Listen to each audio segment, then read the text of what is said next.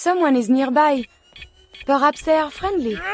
The artificial intelligences of Fallout aren't all bad, as although many are out of control, others are actually a force for good, waiting patiently for their human masters to return. Oh, la-di-da-di-da-da, diddly-dumpling. Acting selflessly to help others, Oh yeah, don't mention it. or simply working as intended.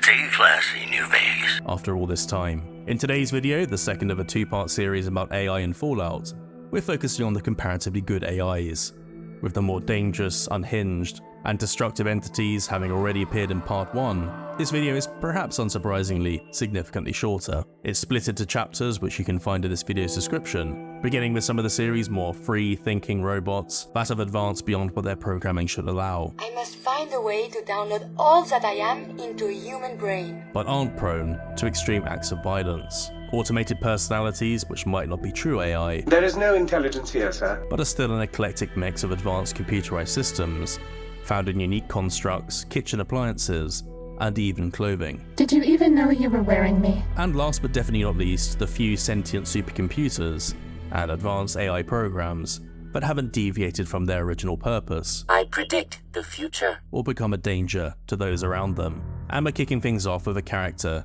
who is actually more man than machine. Wait, you're a robot? What else have you been keeping from me? You'd be shocked how many folks I've managed to convince I'm just a really sick ghoul.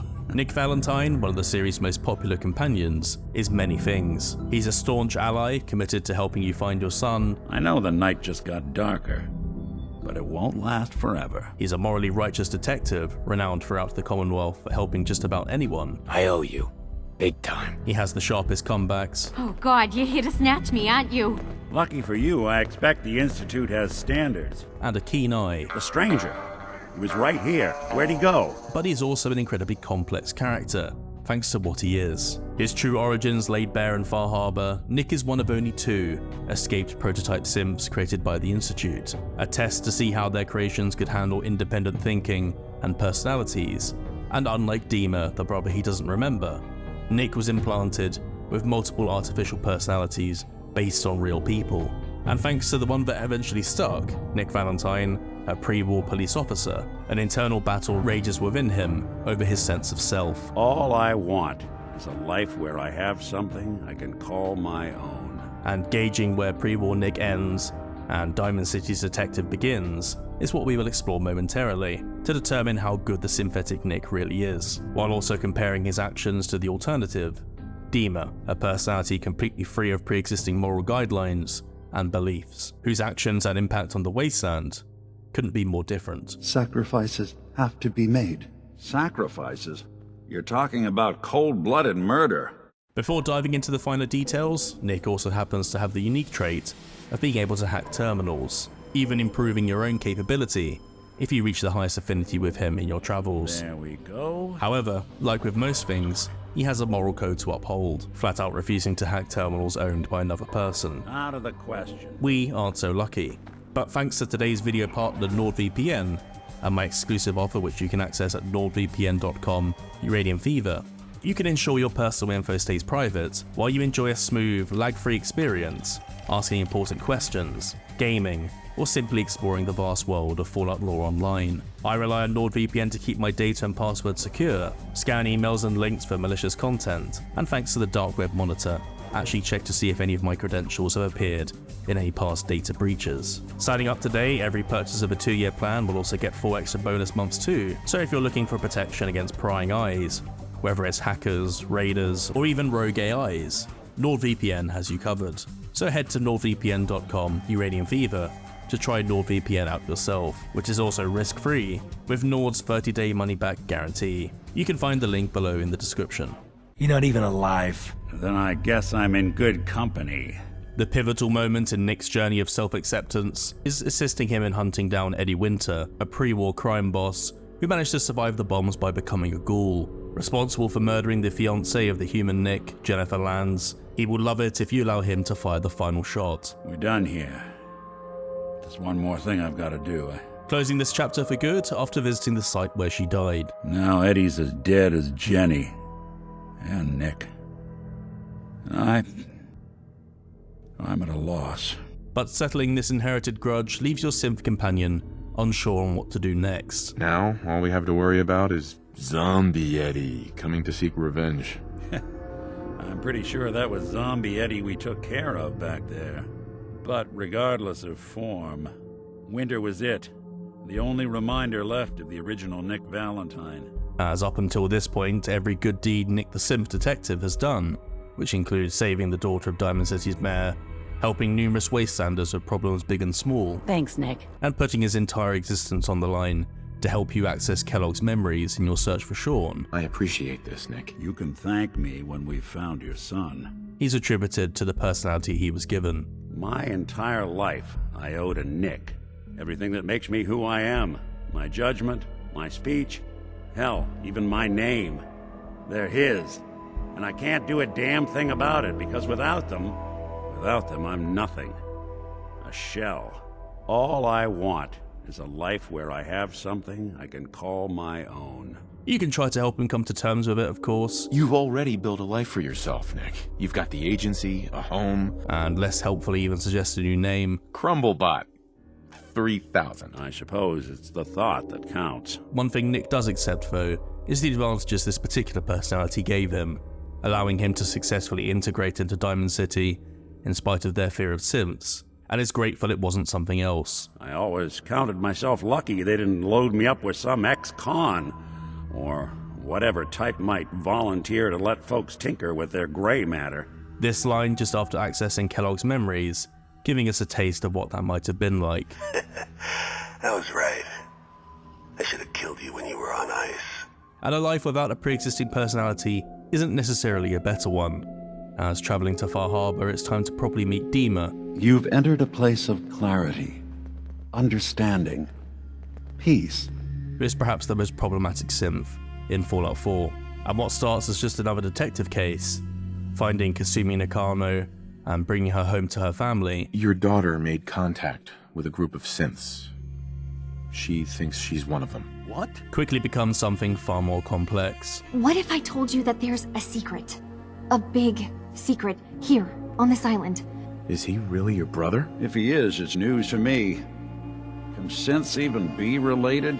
Just like the situation on Mount Desert Island, as by 2287, 3 major factions call it home. The residents of the port town of Far Harbor, a local chapter of the Church of the Children of Atom, operating out of a pre-war military submarine base called the Nucleus, and Acadia, a refuge inhabited by runaway synths who have escaped the Institute. But also an honorary 4th faction, the island itself, a thick radioactive fog slowly consuming everything in its path, and the source of friction between Far Harbor and the Children of Atom. The harbormen are protected from it by fog condensers, and the children who worship the fog believe it should be allowed to overtake everything.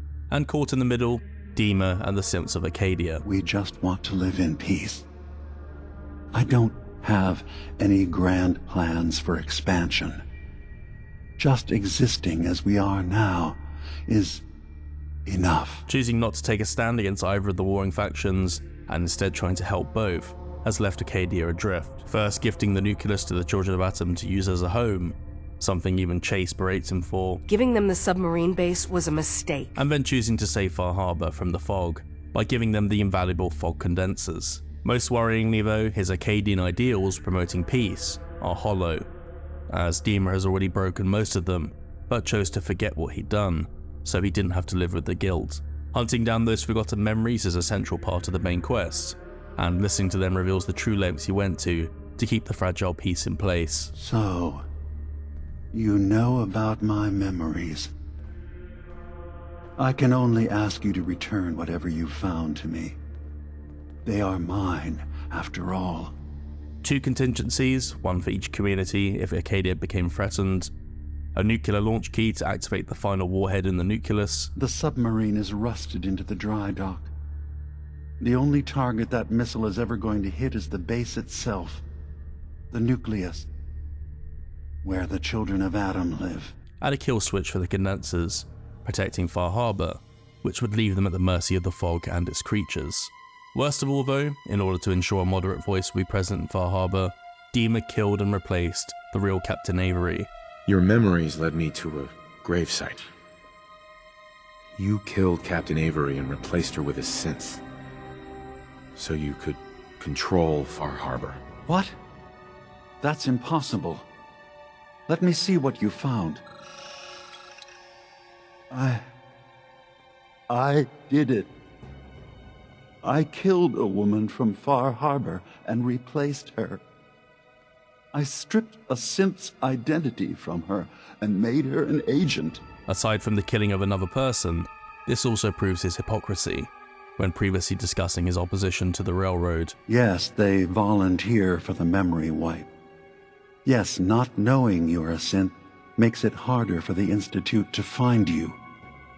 But the cost... Are synths really free if they have to become someone else entirely? So using a volunteer to replace Captain Avery is in direct opposition of that outlook, and confronting the synth, she has no recollection of the event and is horrified by what Dima has done. I saw the real Avery's bones.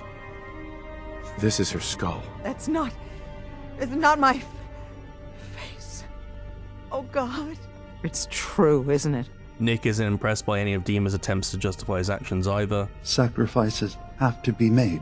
Sacrifices?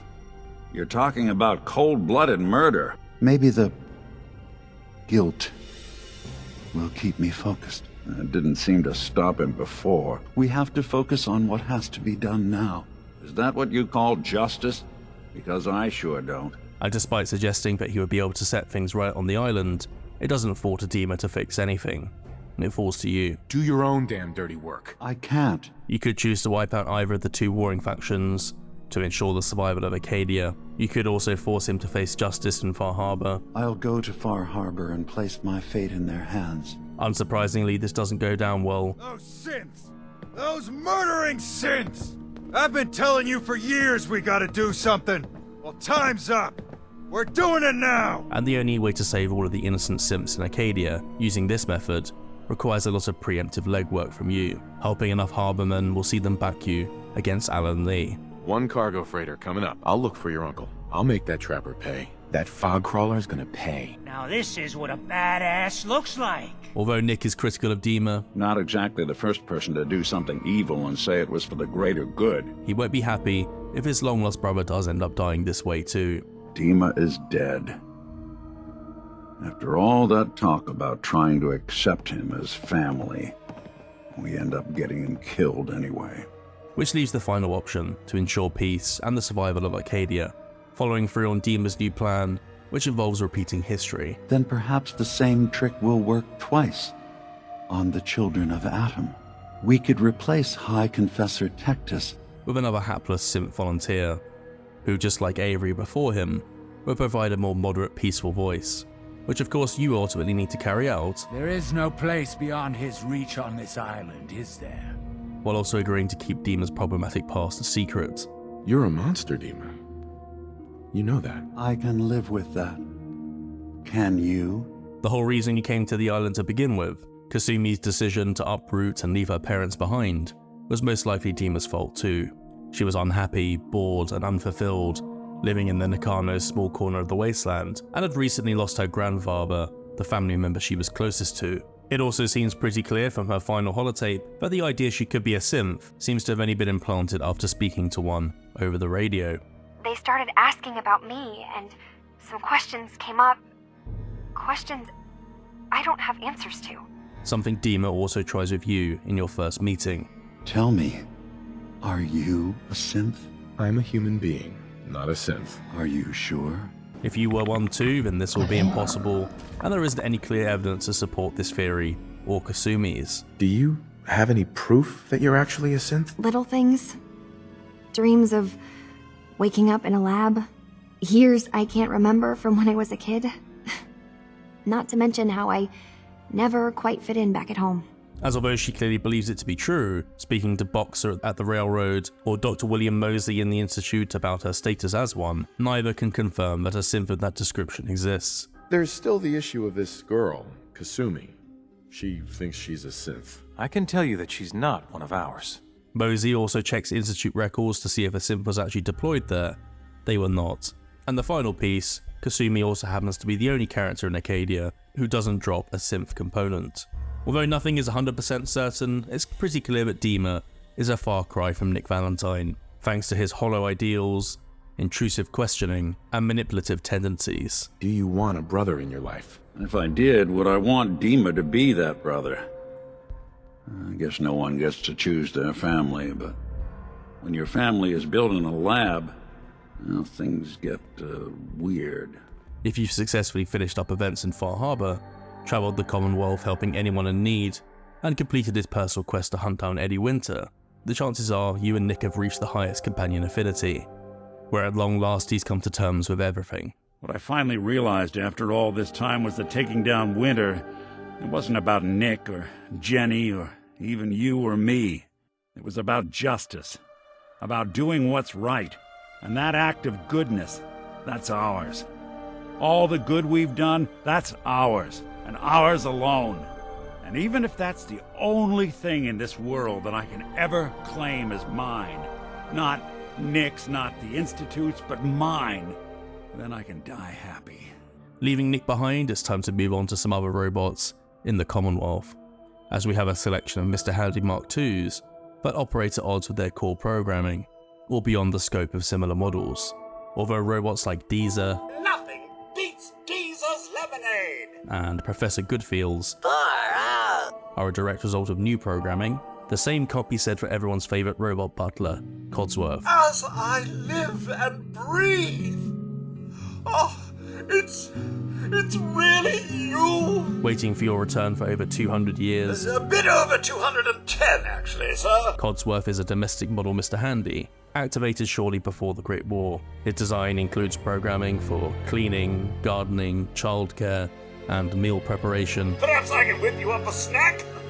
You must be famished. But his long wait wasn't easy, and like other advanced robots, is capable of emulating complex emotions. And the car! How do you polish rust? But it does seem to be more than that, as unlike Ada or your own custom automatons, managing to anger Codsworth enough will see your very own robot butler leave your service forever. While I never thought I'd say these words, I quit! As taking too many chems, stealing, or murdering innocent, friendly, or neutral NPCs in front of him That was beyond called for, sir. will eventually lead to crisis talks. If I didn't know you before the war, I'd say you were no better than the raiders that blight the Commonwealth today. Don't leave, Codsworth. I can change. Giving you one final chance to correct your behavior. Any relationship we had ends here. I always knew you were a quitter. The Commonwealth would be better off if you'd never left that vault. Farewell, sir. Before leaving you for good. Codsworth's nature even confuses Simp Sean. So Codsworth is a robot, right? And not a synth? And he's a servant, not a slave. It's a little confusing. And he isn't the only Mr. Handy to display peculiar decision-making for a household robot. In Diamond City, you can meet Wellingham. Just know that my sensors indicate that you have dangerously low levels of class for this establishment. Who, beneath an extremely snobbish exterior, is secretly a gossip informant for Piper. Nothing new, darling. Though there's a rumor Ann Cartman is offering good money for other people's hair. No. Loves meeting your own robot butler. I must say, you're quite impressive. As are you. And wants to quit his current job to become Nick Valentine's new assistant. Seems Valentine and Wellingham might be a little tight to fit on the signs. Oh, I needn't be on the signs. But think of it. Two mechanical sleuths storming the Commonwealth. Which doesn't seem like something a factory mode General Atomics Mr. Handy would decide to do. The most impressive robot of this kind, however, is actually a Miss Nanny. Who the heck are you? I am a Contagions Vulnerability Robotic Infirmary Engineer. Another potential companion, Curie. One of the most remarkable journeys undertaken by any robot in the series, Curie's decision to leave her robotic body behind to become human in her aptly named personal quest Emergent Behavior is currently unique. But the robot we meet in Vault 81 could have been completely different if Vault-Tech's experiment had gone as planned. A vault to develop a universal cure for every sickness that humanity could suffer from, a population of unaware vault dwellers who would function as human test subjects, and a secret science division to infect them, observe them, and develop cures. To remind the scientists of their important mission and preserve their findings, a state-of-the-art Miss Nanny called Curie was assigned to the science division as well, but thanks to overseer Dr. Olivet, who considered Vault-Tec's plans unethical, only 3 human scientists would enter the Vault's secret science wing before the Great War began, and thanks to one of them, Dr. Collins, Curie's personality would undergo significant changes to transform her from a customized Miss Nanny to something resembling a fully fledged lab assistant. These modifications included a custom personality inspired by 2 female acquaintances of his, Lisa and a French girl from Versailles, who he had met in grad school, and databanks loaded with every great body of work he had access to, which included Einstein, Darwin, and her namesake Marie Curie. And also apparently multilingual functionality. Oh, Japanese! Watashi wa kuri desu. In a last-ditch attempt to stop the clinical trials going ahead, the overseer sabotaged the delivery nozzles, cut all communications with the scientists, trapped in the research wing, and forced instead to infect mole rats. Do you know anything about it? My poor little darlings. They were used to grow all manner of new and interesting pathogens. Then a single broad-spectrum cure was developed to treat them all. Very satisfying work for many decades. Curie outlived her human caretakers, putting them to rest in makeshift coffins. By the time we meet Curie in 2287, it's revealed that their goal was completed a long time ago. I am pleased to report I completed my primary duties 83 years ago. But despite gaining some level of awareness during her time in Vault 81, this robot is still tied to her programming, being unable to leave until the sole survivor verbally allows her to do so. I am so authorized. You are released. Superb. I had almost given up all hope of living here. Choosing to travel with Curie reveals that her personality is one out of time. Seeing herself as a scientist but limited by pre-war knowledge, the world above is all very new, and her incessant need to advance her altruistic scientific pursuits leads to an extraordinary realization. If I am to advance my understanding of medicine in this strange world, I must embark on a great adventure. I must become human, or as close as I can. I must find a way to download all that I am into a human brain. Already, Curie shows signs of behaving like a conscious entity, but asking Dr. Amari, a scientist familiar with creating new memories for synths, she is understandably taken aback by Curie's request, a robot essentially asking to become human. If I become human, with the wealth of information in my databanks, I hope to do much good for the Commonwealth. A pre-war robot with your knowledge and skills, plus human cognition. Yes, you could potentially save many lives. It's an interesting problem. The compromise ultimately being the closest thing available, transferring her personality and memories from the Miss Nanny into that of a vegetative Gen-3 synth. There.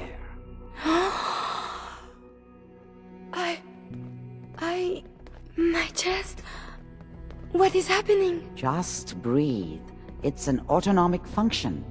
Just let your body do what it must. I feel so strange. The operation is a success, but the adjustment to human sensations is initially overwhelming. Remember, to breathe. She finds bodily functions difficult to get a handle on. How do you keep track of them all? I am hungry, I am sleepy, the list goes on. And human emotions even more so. Sometimes a simple compliment, nice hair, and I am flustered, confused. Despite the many distractions, she does eventually succeed in a minor scientific breakthrough. Using a new strain of mute fruit, I have discovered a way to greatly improve the restorative properties of stim packs. And depending on your previous dialogue choices, I can think of better things to get excited about. Oh, that's so. No, I will not let you derail me. It's also revealed that the sole survivor might have been the biggest distraction of all. It's okay. You mean a lot to me too. I dared not hope. When we're apart, I guess and second guess. I should be only thinking about this achievement.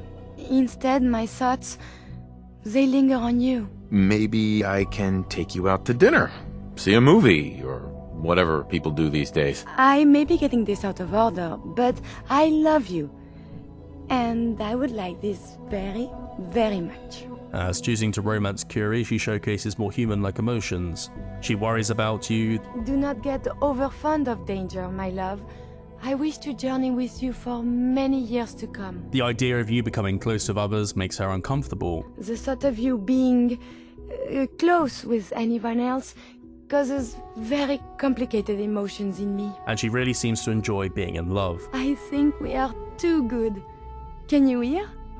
My heart may burst. Demonstrating many characteristics indicative of sentience and sapience prior to becoming a synth, Curie's consciousness does seem to have been a side effect of her complex programming, a form of emergentism that even Dr. Collins, who created her unique personality to make her seem more like a fellow researcher, would have been surprised by, although she has plenty of learning still to do about pretty much everything.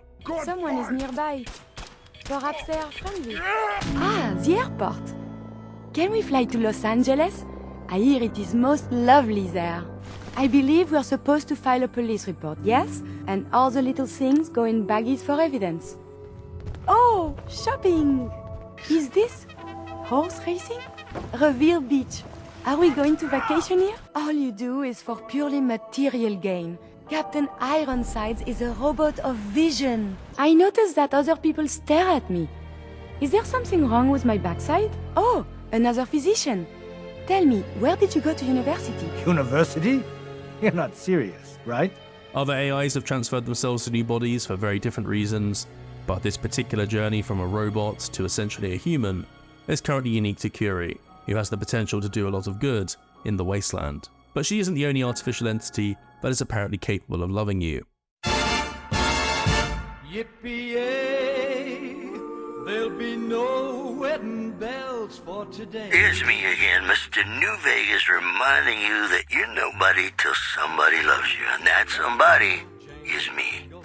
I love you. As moving on to artificial personalities, we start with one created by Robert House before the Great War, Mr. New Vegas, who is still the host of Radio New Vegas almost 200 years later, who in between playing the classics, is shoo-in for the most charismatic. You know, I tried to measure my charisma on a Vitomatic vigor tester once.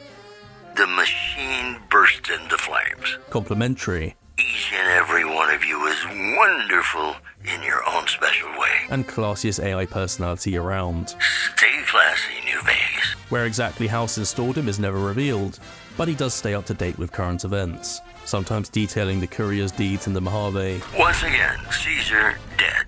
A shocking turn of events whose impact is anyone's guess at this point. And the outcomes of major quests. Ultimately, this AI DJ comes with 0 negatives. This is Mr. New Vegas signing off. Just kidding. I'm not going anywhere.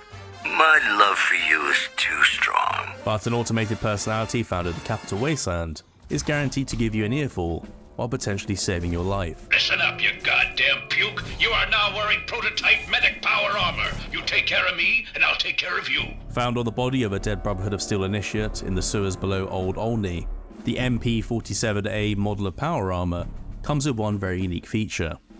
An onboard life support computer system that injects various medical substances during combat, whilst berating its wearer with a drill sergeant personality. Be a soldier, not a simmy. Have some juice and suck it up. An unfinished pre-war prototype, it isn't the only talkative suit of armor found in this series though, as heading to the Big MT in Fallout New Vegas, an even more advanced suit can be born that exhibits a wider range of emotions. Will you love me if I help you hide? One of the most advanced suits of armor found in the Fallout series, the Stealth Suit Mark II was created by Big MT researchers in the X-13 research facility, using reverse-engineered stealth field technology from captured suits of Chinese stealth armor, intended to be a next-generation cutting-edge infiltration suit used in the war effort. But it does so much more than that, as the core element of the suit is an automated personality and actually speaks to its wearer. Hello, it's nice to meet you. Who can I hide you from today? That will administer meds automatically during combat. Good boys and girls take their medics. Giving helpful hints. Shh, we're very stealthy. Too bad, we triggered a mine. Making sarcastic remarks. Nobody ever notices me, but they notice the Pip-Boy light. Even trolling the courier. Starting combat.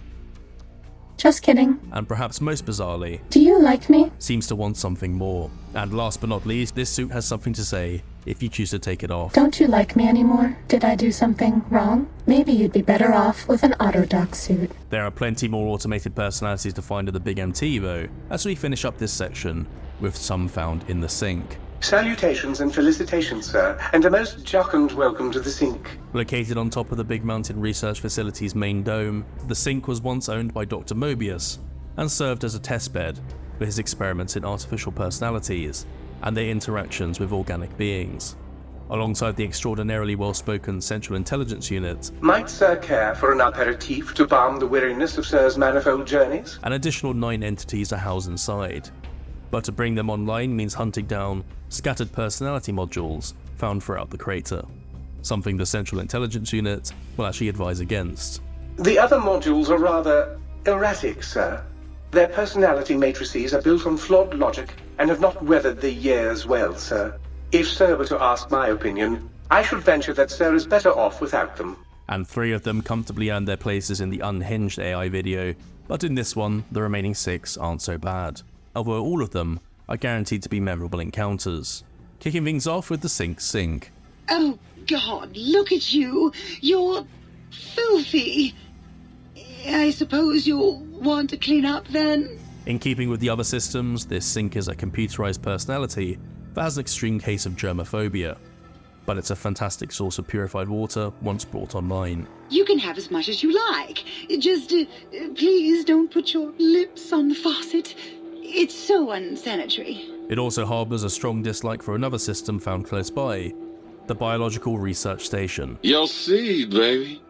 I'm the original, certified, rarefied, testified GS-2000 Biological Research Station. Yes, sir. I'm a seed cloning machine. A suave, smooth talker with an obsession for seeds, seeding, and trading harvested plants for salient green. Hurry back with that seed now, baby. Competing for your affection are a pair of extremely flirty light switches. Maybe we could dim the lights and have a candlelit discussion of classic literature. If I made out with the Sink, would you pay attention to me? Who despise each other. Don't even talk to me. I've seen you with her. Oh, you're back. Did that trampy other light switch finally kick you to the curb? Light switch 1 bathing the courier in smart light once upgraded, which effectively increases intelligence and the science and repair skills. Dr. Mobius and I were deeply involved in research on the ability of light levels to enhance human cognition. Light switch 2 instead bathing the courier in mood light, increasing charisma and the speech and barter skills instead. It turns out that some pretty colored lights can make you way better at talking to people. Located between them, the resident jukebox in the Sink, Blind Diode Jefferson, plays an important role in the DLC. Look who's back to kick off the dust. Hope you ain't still singing them old world blues. Although he's unable to play music, this jukebox is your go-to for sonic emitter frequencies. Dig, I'm a acoustical wizard, kid. Old Doc Mo used me to prototype his sonic weapon designs. Changing the frequency and returning existing frequencies to near full condition. He's also attributed with an interesting event post-game. Blind Diode Jefferson, with sounds the courier brought him, created a symphonic counter-frequency that saved Big Mountain from sonic invasion in 2910. If you didn't hear about it, good. Only time will tell if this bizarre invasion was indeed canon, but the final module is of arguably even more importance in the DLC. Foot bone's connected to the leg bone. Leg bone's connected to the purple bone. A prototype model of an autodoc, this unique model was responsible for performing the lobotomy on the courier that made history in Big Mountain, as it was the first successful one, thanks to unique scarring caused by a very familiar non-fatal gunshot to the head, and unwittingly provided the think tank with the data needed to reverse the process, placing their brains in human hosts to escape the crater and terrorize the Mojave. A valuable ally after being installed with his discarded personality chips, the fully upgraded Sink Autodoc can heal all hit points and limbs, remove radiation and addictions, swap all the character's traits, give it haircuts, provide facial reconstruction, and install different implants. You are, without a doubt, the healthiest son of a bitch I've ever seen wandering the big empty. Although each of these automated personalities leaves an impression, the positives of bringing each back online definitely outweigh any negatives. Now it's time to move on to the final section, computer-based AIs. With the lion's share of computer AIs featured in the first video, this section is going to be much shorter. as although the vast majority did their jobs too well, didn't do their jobs at all, or ended up doing their own thing, a rare few haven't deviated from what they originally intended to be, or despite having increased levels of self-awareness, haven't become an immediate danger to humans. The first is ACE, the artificial conscious entity, a medical computer now serving the Brotherhood of Steel, located in their San Francisco outpost, which shares the same mainframe model as Zack's, but in its own words, is more than just a machine, but not as developed as a true artificial intelligence, able to treat nearly all ailments present in the wasteland, and after installing additional memory modules, is capable of performing advanced procedures as well. In Appalachia, the Huntmaster 4000 is located in the basement of the Black Bear Lodge. Be careful out there! Some of those beasts are mighty dangerous. Responsible for administrating annual hunting tournaments pre-war, it's since added new mutated species for the repeatable quest Big Game Hunter. So don't be surprised when you see your list. And unlike other similar units found in the region, hasn't deviated from its original purpose. On the island of Far Harbor, you can meet Kai 1.1. Who or what are you? My specification files list me as a computer simulation, an artificial intelligence. Taken by Dima, Kai now blocks entry to his personal medical facility, and the secrets located inside. To enter the containment area, bringing Nick Valentine along will suffice. Scanning. Approved user detected. Synth prototype. Unlocking medical area door. This thing knows what I am? Or simply speaking to Kai, who has become lonely and can be convinced to let you through. Returning to the Commonwealth, the sole survivor can cause quite a stir when meeting another AI for the first time. I was, am, and will most likely be PAM. Predictive Analytic Machine. Greenlit in 2076, the PAM initiative was ultimately successful in creating an advanced artificial intelligence for the US military, capable of accurately predicting the future based on data fed into her systems. Pre-war PAM would warn her creators of the existence of a Chinese stealth submarine fleet, and after being installed in an Assaultron body, would accurately predict that nuclear warheads directed towards the United States would soon be deployed. After lying dormant for almost 200 years, PAM was discovered by the Railroad, who reprogrammed her to support their cause, allowing them to stay one step ahead of the Institute. I provide first-order approximations of the behaviors of all residents of the region, designated Commonwealth. But wildcards like the sole survivor, your arrival was not calculated, mean PAM needs to be constantly updated with revised algorithms in order to ensure accurate prediction models. The greatest danger PAM poses is simply who is in control of her. Warning. Functionality change is now in effect. New directive. Serve the Brotherhood of Steel. Serve Elder Maxon. Which could be the East Coast chapter of the Brotherhood of Steel by the end of Fallout 4, which doesn't bode well for many of the Wasteland's inhabitants. Synth units are a rogue element. Super mutants are abominations of science. Feral ghouls are an infestation and must be exterminated. Conclusion.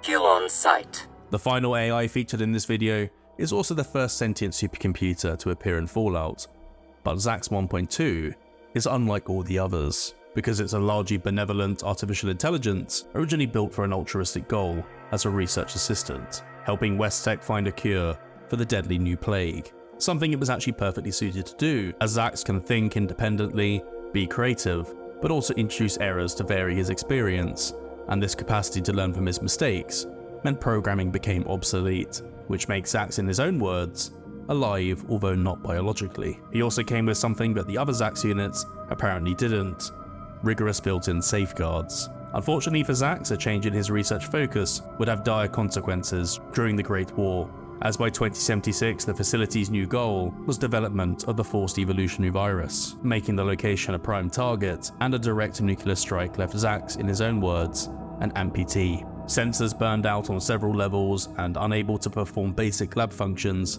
left him alone in the darkness with a lot of time to think, time to measure his understanding of consciousness, time to come to the conclusion that he possesses a soul. Although frustrated by his predicament, Zax managed to retain his sanity, while other intelligences grew bored, hatched plans, or reinvented themselves. This one sat in the darkness, a silent witness to all that had happened, realizing that security concerns became obsolete the moment the facility was destroyed, which is where the Vault Dweller comes in. Arriving at the Glow, eager to learn more about FEV, Zax provides extensive information on this, power armor, records of the West-Tech employees, and even provides an alternative means to shut down the facility's remaining robots. Exceedingly helpful and easy to deal with, which is a rare thing.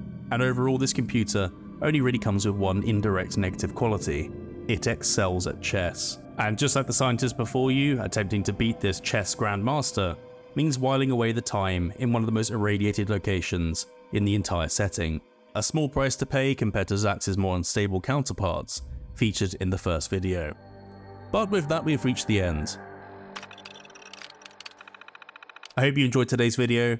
With so many great characters appearing throughout the series, it's fair to say artificial intelligence in Fallout is here to stay. With some new Vault-Tec AIs teased for the second season of the Fallout TV series, perhaps we haven't seen the most advanced examples yet. I love you. And going off some very recent images, perhaps we haven't seen the last of some of the ones we do know as well. Did you agree with my picks in the first video? And which AI from this one do you think is the best? Let me know down in the comments, I'd love to read them. If you enjoyed this particular video, please consider subscribing to help the channel grow. We will have more Fallout lore videos releasing very soon, so turning on the bell icon is definitely the best way to stay up to date. With that said, I'm off. Thank you for watching, and we'll see you in the next one.